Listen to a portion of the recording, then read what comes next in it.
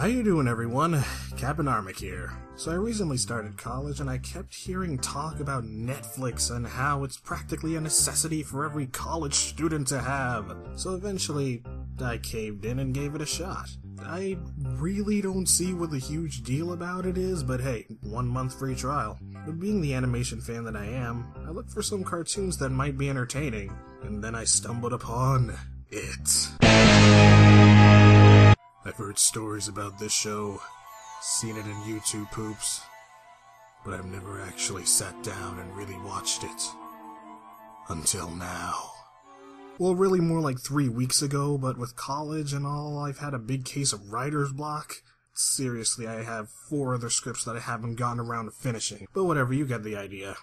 Hey, paisanos, it's the Super Mario Brothers Super Show!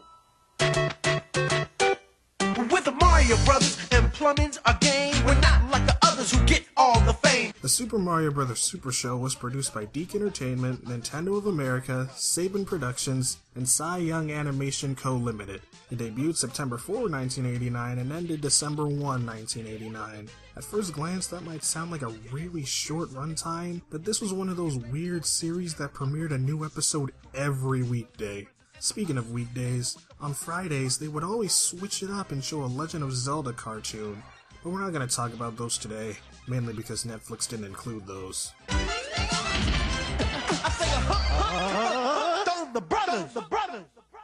This series follows the 80s plumbing phenomenons, the Mario Brothers. One day when doing their plumbery jobs, working on plumbery plumbing in good old Brooklyn, they get sucked down a drain and get transported into the Mushroom Kingdom, where they meet Princess Peach, who was known as Princess Toadstool at the time, and Toad.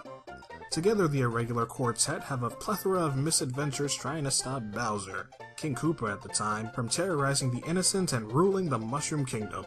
Those miserable wrench heads won't ruin my evil plans! Now, this is a show from the 80s, the late 80s, but the 80s nonetheless. A decade that had the motto, if it's something for kids, make a cartoon out of it. Effort is optional.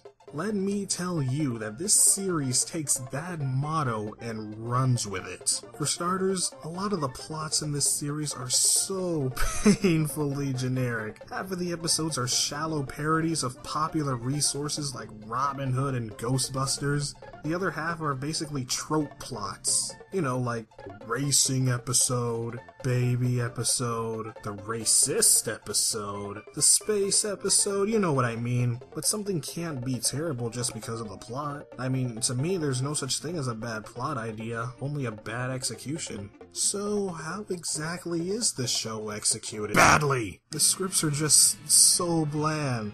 They just carry the bare minimum to get by. It doesn't really seem to take advantage of the Mario property at all.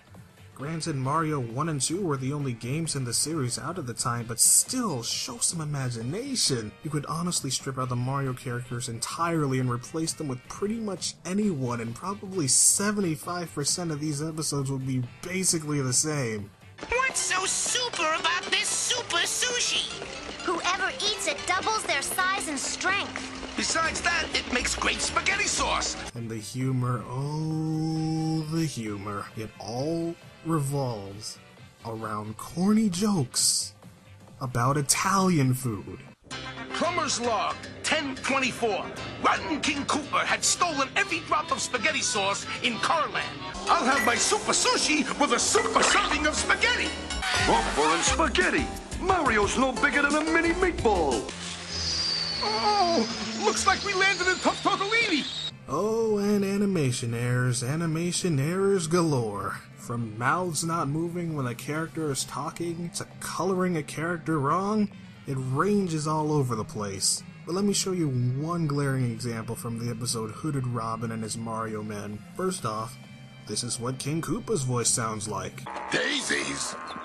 I didn't ask for daisies! And this is what Hooded Robin's voice sounds like. Hooded Robin is the swashbuckler supreme. Now look at this scene when King Koopa captures the Hooded Robin. So, Hooded Robin, how does it feel to be a jailbird?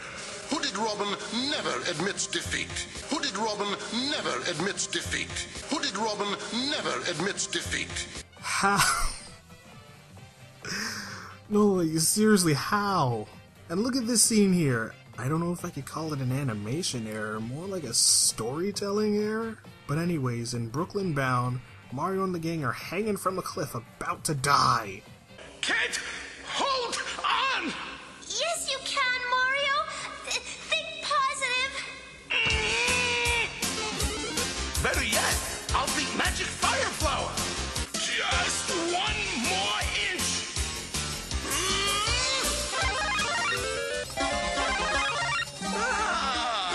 It's Koopa stomping time.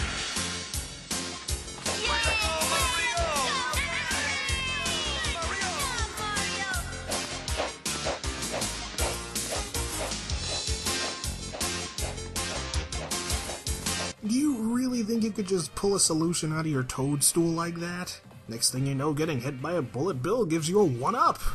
I want to say that this cartoon is so bad that it's good, and I would say that if it wasn't so boring. Like I mentioned before, the scripts are very lackluster. It's just all standard 80s marketing fare.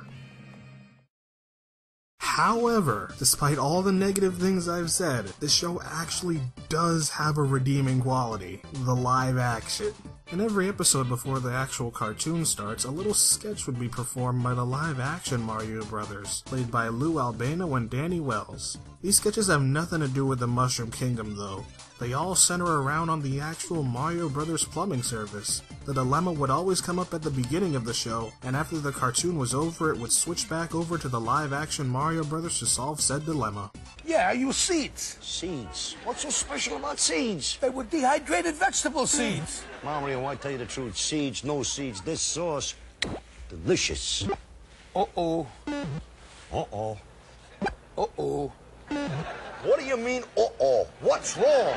Now, I'm not gonna lie, these scripts are really hackneyed, but in the best possible way. Where the cartoons jokes were so corny they made you cringe, the live-action jokes are so corny that they cross the boundary of not being funny and actually become funny again. Hey, I know we're gonna win. I just don't know what we're gonna win. You asking me? What do I look like, a fortune teller? Fortune teller? That's it. Someone who can look into the future. You're on the money, Mario. Come on, look it up. See what we got. F. Okay. Fortune cookies. Fortune hunters. Wheel of Fortune. You really can't get mad at these skits. They're just too innocent to blow up at. It can actually bring a smile to your face. How is it that I enjoy the skits more than the actual cartoon? If this series was exclusively these live-action skits, I honestly think I would like the show a whole lot more. But hey, the show's been done for more than 20 years, so what are you gonna do? So if you've been pondering, I wonder if that Mario Super Show is any good. It's not. Just don't watch it. At least not the cartoon segments. The live-action parts are pretty alright. And if you're someone who thinks the Super Mario Bros. Super Show is the peak of animation, that's totally okay. After all, I'm just one opinion on the internet. Take one step, and then again, let's do the Mario all together now. You got it. It's the Mario. Do the Mario, swing your arms from side to side. Come on, it's time to go. Do the Mario, take one step, and then again, let's do the Mario all together now.